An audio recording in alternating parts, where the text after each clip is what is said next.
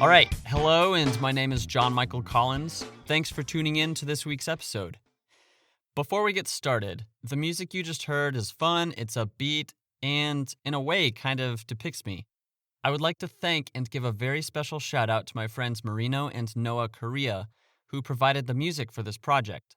They're part of a company called Cinema Sonic, which is a company dedicated to providing quality audio and visual works for your next project.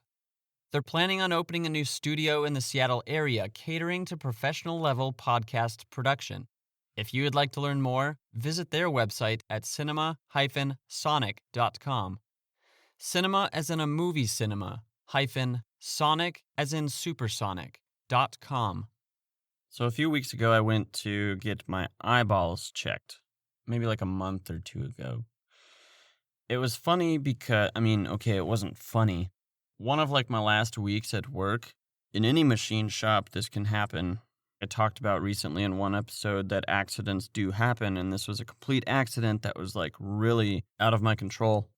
And you could go into talking to me about what I could have done to prevent this, but ultimately it's in the past and it doesn't really matter. I had the talk with a friend about him falling and grabbing the thorn bush.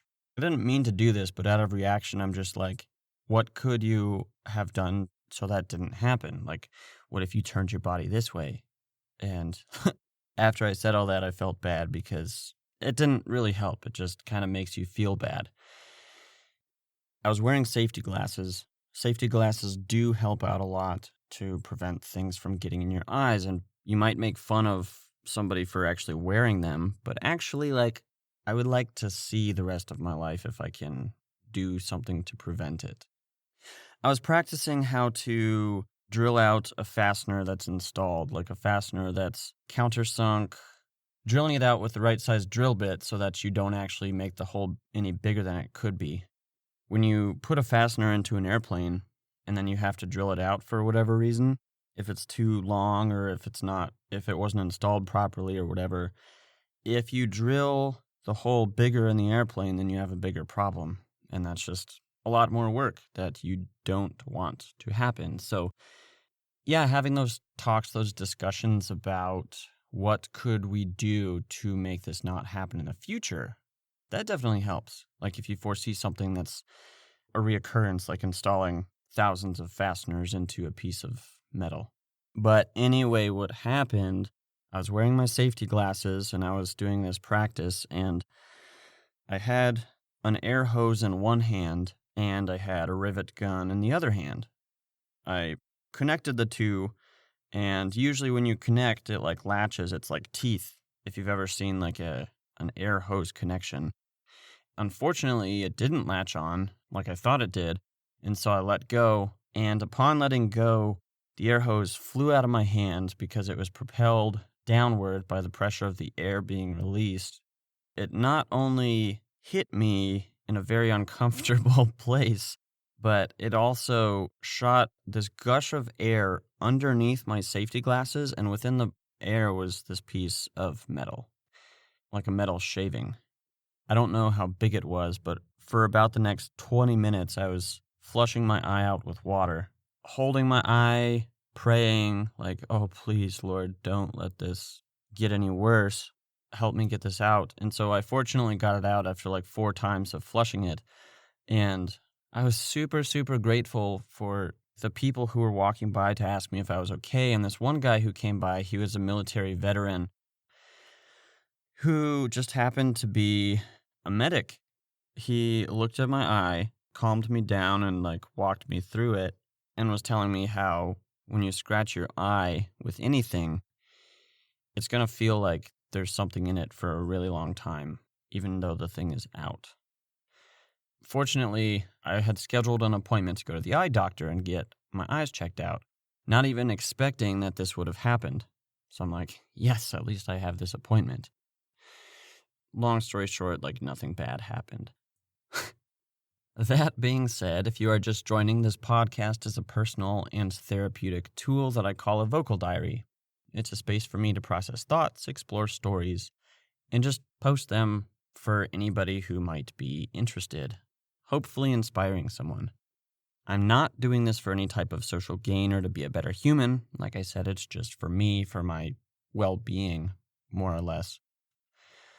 Episodes 1 and 2 talk about who I am as a person. If you haven't listened to them and you want to get to know like a little bit about me, a little bit more about me outside of the stories, I would encourage you to go listen to those. And then outside of those 2 episodes, there's no chronological order to any of the episodes. You can just listen to whatever one. A quick disclosure that going on tangents may or may not be involved. The show is conversationally true to how I speak. So, without further ado, here we go. To win thunderstorms are a desire in life. The thoughts leading up to this move, one of them, I'd been thinking a lot of like, okay, in more of a permanent place that I want to live, what are some criteria that I like want? What are some things that would make me enjoy living in that place? One of them is thunderstorms. Now, I don't actually know 100% how many times you'll find a thunderstorm in Atlanta, but what I do know is there are more storms in Atlanta than there are in Seattle. I also considered things like yearly temperature, snowfall, just geography, different types of communities that I would be interested in getting involved with. I've ultimately also just kind of had this draw to go to the South. It's funny because I've been in Atlanta twice. I was at the airport once. It was a connecting flight. I also spent like a day there. And I was like, I could never live here. But I said that because of like traffic. And now that I've lived in Seattle, I'm like, never say never, because the traffic in Seattle is pretty bad. Without a doubt, like traffic in Atlanta is probably worse. Yeah, thunderstorms. When I lived in Colorado and Iowa, I know this sounds like a really, really weird thing to like, and I kind of talked about it in my last episode, actually, about chaos. Thunderstorms, there's something beautiful about them and drawing and captivating. My time spent in Seattle, almost 3 years, I heard thunder and saw lightning probably less than 10 times. Not very much at all. It's ultimately like a rainforest, just with a lot of trees and, I mean, obviously buildings, but it rains more, and it's located in part of the world where there's actually this atmospheric river that drops a bunch of rainfall onto it, which is why it rains so often in Seattle. And actually, people think it rains more in Seattle. Yes, it rains more frequently, but the amount of rainfall is not as much as you'd think, because when it rains in Seattle, it's more of like a mist, whereas, say, Texas, when it rains, like it downpours a lot. Texas and Iowa, and yeah, so the overall amount of rainfall between Seattle and like parts of Texas are the same. My time of living in Iowa and Colorado, I love thunderstorms. I remember even one time flying into Dallas, Texas for a work thing. Like, we flew into this flash flood warning, and I was like, oh my gosh, this is awesome. And when we were waiting for our rideshare vehicle, there was just this crazy storm that we were in the middle of, and I felt like a dog, super excited about life, because I hadn't seen it for so long. Thunderstorms being a desire, it's gone back for a super, super long time. And I also remember a time in Iowa, there was a thunderstorm that kicked out the power, and my family and I, we were like all sitting on the same bed, just like talking, hanging out with lamps, battery-powered lights, because the power was out, and it was fun. But my heart goes out. I know this was a while ago now, not terribly long ago, but my heart goes out to those people in Iowa who went through like this massive, massive chaotic storm that actually flattened hundreds of acres of cornfields, if not thousands of acres of cornfields across the state, that you could, thousands of acres of crops that you could see actually from outer space. It was incredible. And I also saw pictures of grain bins that were knocked over. I can only begin to feel for what they had to go through, because One of my friends posted something saying that God must be really angry. So he just unleashed this giant storm on Iowa, which something silly, but God is a loving God and he loves you. So thunderstorms, try to think about things in life that you desire. To when I travel to unknown places. Yeah, a lot of times I've gone to places that I shouldn't have gone. Like one time I went to Minnesota and I just kind of stumbled into this mentality that kind of put me in a mental funk for quite a while. And it was kind of upsetting, kind of depressing, kind of unhealthy, just a mix of everything. It's very bold to go somewhere out of your comfort zone. It helps tremendously to know somebody where you're going.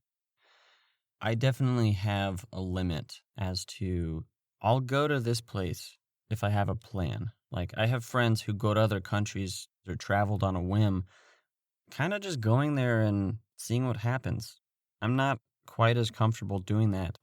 Not saying that they didn't have any stability in it, but I like to have some footing already established instead of establishing the footing as I go. But with my faith, I know that I can go anywhere.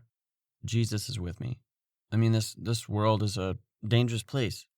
I'm in the comfort of a safe living space, but bad things could happen. Bad things happen anywhere and any time, and you just don't know what could happen. Like an earthquake could happen, which is out of your control. A lot of bad things that happen are actually out of your control. Like you can only do so much to be prepared for it. Yeah, I could probably be more prepared for an earthquake or natural disaster of some type. At the same time, like you really don't know what you need until you get to that point. Unless you have like some reference, like natural disaster experts saying this is what you should do to prepare yourself for this thing that could happen. To my family in New Orleans, when Hurricane Katrina hit in 2005, like they could only be prepared so much. And I'm fortunate that they made it through. This one time when I was in Taiwan, there was a typhoon, which according to the NOAA, the only difference between a hurricane and a typhoon is the location where the storm occurs. In the North Atlantic, Central North Pacific, and Eastern North Pacific, the term hurricane is used. The same type of disturbance in the Northwest Pacific is called a typhoon. The typhoon that I experienced wasn't as strong because we were more inland, but we went to this island called Green Island off the southeast coast of Taiwan, where we stayed. They're like, yeah, last week, this was really, really bad. In northwestern Taiwan, where we were staying, there were cars knocked over, there were trees knocked over, but the damage wasn't as severe. So unknown places are definitely scary, but as long as you have some footing to hold on to, whatever comes ultimately won't be as bad. Like one of my biggest fears is an earthquake because the ground is falling out from underneath you and you can't really do anything about it. The instinctive fear behind that is a lack of control. And I mean, you can apply the same thing to a tsunami, a typhoon, a hurricane, a tornado. Like something is happening where you're taken out of your element and you have no control over it. It's this mental thing of whatever happens, happens. I will do my best to kind of stay away from that. But if it comes, there's not much you can do. And you can either worry about it or you can try to make peace. I mean, the natural human reaction is to worry and be fearful. And I'm not saying worrying and being fearful are subordinate of lesser strength, or you're not a good person if you worry and you're anxious about things. I get anxious and fearful and scared about things too. Like I was camping next to this river and I was like, what if there were a bear? Sorry if that's a little too much. But you have to consider those things that could happen. And part of life is how much risk are you willing to take to live your life? Fortunately, my friend Simon calmed me down by saying that there weren't many bears, or there wasn't like any bear activity where we were camping. So that was good. Although it did start raining and it was really dark. So like that added that intrinsic fear, but him talking, calmed me down. To when my environment changes. This has been like a common thing. Ever since I was born, I've moved at least 20 times, and I'm adding now to that list. And just more and more, I'm like getting so tired of moving. But one of my good friends said, "You're like a leaf in the wind. When the wind comes, you go with it." I mean, I don't always go with it. I feel like this move definitely, I don't have to go, but I want to go. My old college pastor, he said the phrase, "an oak tree doesn't grow overnight," which is definitely true. It definitely can grow overnight by the act of God, but normally it doesn't grow overnight. It takes years upon years. I've seen so many beautiful trees in the last month of being in Seattle, just exploring and adventuring. I learned generally what size, just by eyeballing a tree, roughly how old it might be. And it's like, wow. When you look at a cross section of a tree, if you cut it in half and you see you see all these rings, you see the center, which is like the original first growth of the tree. You can tell how old a tree is by counting how many rings it has, which is cool. And fortunately, other people counted for me, but I counted one and concluded this tree is roughly this old, 60 or 70 years old. But I saw a tree that was 700 to 800 years old, and it was taller than me. It was taller than me. I think it was 8 feet in diameter. If you've ever seen a full-grown tree that big, it's like, wow, this thing has been here a long, long time. But back to an oak tree doesn't grow overnight. I think of my life as kind of like this plant, this tree. If you think of a tree, it starts out as a seed. That seed takes root in the ground, and as it's gathering nutrients over time, it starts to keep growing, and eventually it breaks through the surface of the ground, and then it's exposed to the wind, to rain, to squirrels, to creatures possibly coming to chew it down. Then it starts growing these leaves that gather food and nutrients from the sun through the process called photosynthesis, which is really cool. Photosynthesis being the process in which plants and organisms use sunlight to synthesize foods from carbon dioxide and water, which is a really cool process and eventually gets a thicker, harder outer skin, outer shell to protect it. And then you have this giant thing with branches and leaves, and then it's like a habitat for birds and squirrels and all these different creatures, and it's beautiful, it's glorious, but it doesn't grow overnight. One thing that's definitely been hard for me, just moving around so much, I establish roots, and then I'm kind of uprooted and move to a new place to obtain different roots. So it's like I've got a bunch of roots, and I've been repotted so many times in different environments, but I have the same soil. Or it's like I'm just, like my fern Riley. I've had to repot her a handful of times. My environment's changing. Like with any type of change, though, it's nerve-wracking because you kind of don't know what to expect, but ultimately, you just kind of gotta go with it. Stay calm. Don't freak out. It will be okay. What you're going through, you will be okay. Hang in there. Reach out to someone for help, and just keep your chin up. I mean, now, if you're hiking and there's a lot of rocks, yeah, you should look down and so you don't trip, because that could be really bad. I really want to thank you from the deepest part of my heart for tuning into this episode. Please feel free to share this with your family and friends and anyone and everyone you know. And also, if you don't mind, head over to my website, which acts as my creative portfolio, johnmichaelcollins.com.